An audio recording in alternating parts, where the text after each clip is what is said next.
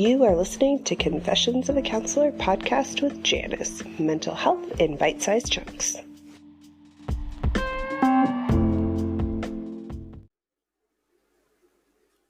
Hello and welcome to Confessions of a Counselor. I'm your host, Janice, and in today's episode, I thought we would talk about joys and drains. So this is a conversation that I have with all of my clients. I find it really, really important to kind of understand our energy in versus our energy out.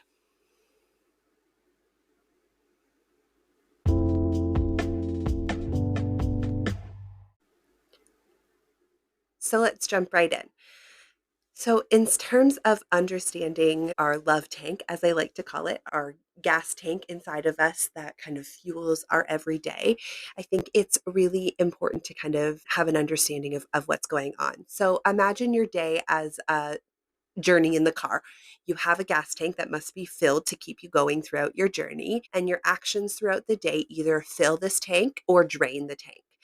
And the goal at the end of the day is to have a full gas tank. So once I get to my destination, I still want to have a full gas tank in my car journey throughout the day so that we're ready to kind of face the next day and feel okay. So understanding what fills our gas tank, so that energy in concept. So identifying what brings us joy is the key to finding what fills our tank. So it's not just about those kind of like really joyful moments, but those moments that feel relieving or calming or just kind of that neutral space. So that's the things that are bringing our energy in. So these activities can vary from person to person, but there's many things that we can kind of relate to in terms of finding these joys or these energy in activities. So hobbies and passions. So spending time on activities that you like.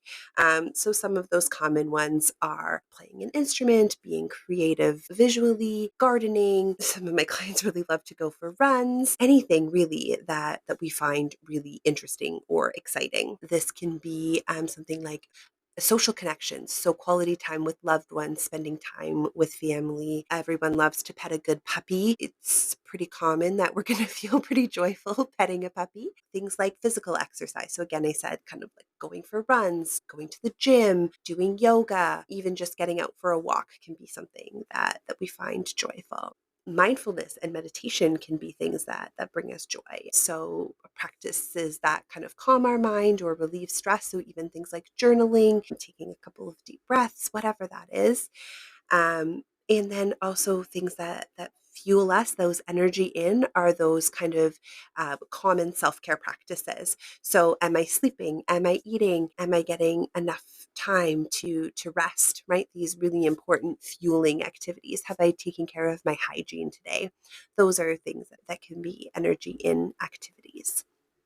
And then there's also things that take away our energy. So certain activities can drain our energy or drain that gas tank that we've talked about. So recognizing these drains is crucial for maintaining that balanced energy level that we've talked about. So again, we want to get to the end of the day and still have a full gas tank. So some examples of this are stressful situations, so work deadlines or relationship conflicts, financial worries. Other things can be related to the people we're spending time with or the environments we're in. So relationships that aren't fueling for us, or a negative work environment can also be something that's really draining. Other things are kind of having things out of balance. So am I spending, too much time with others or too much time alone or too much time on screens, right? Am I doing too much of an activity or not enough, right? Am I not getting outside enough? Am I not eating enough fueling foods? So again, are there kind of contradictions in how I'm spending my time, and there's not as much of a balance to that? And again, other things can be like poor self-care, right? So I'm not taking care of myself. I'm not doing the things that are important to me.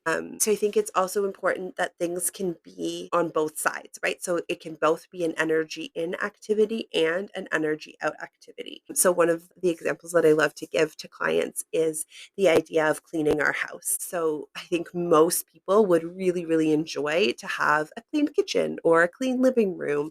Maybe their bed is made in the morning, but the actual act of doing the activity can also be a drain, right? So recognizing it can be on both sides, but why is it an energy in and why is it an energy out? And that can help us to find that balance in those activities as well.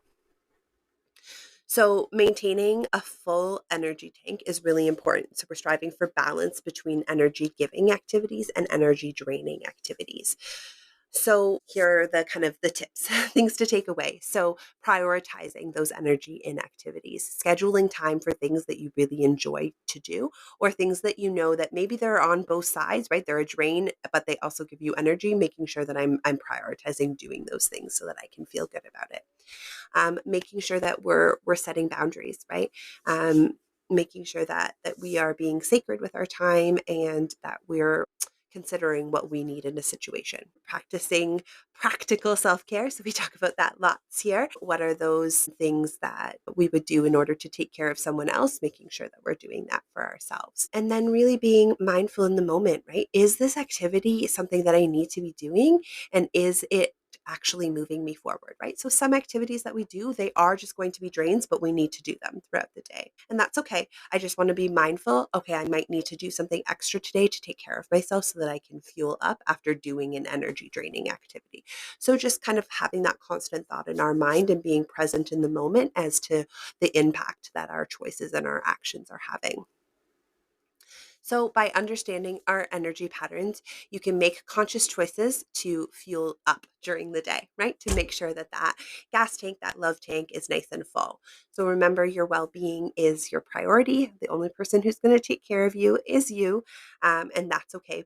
We can ask for help if we need it. So, take time to recharge and nourish yourself. Until next time, take care.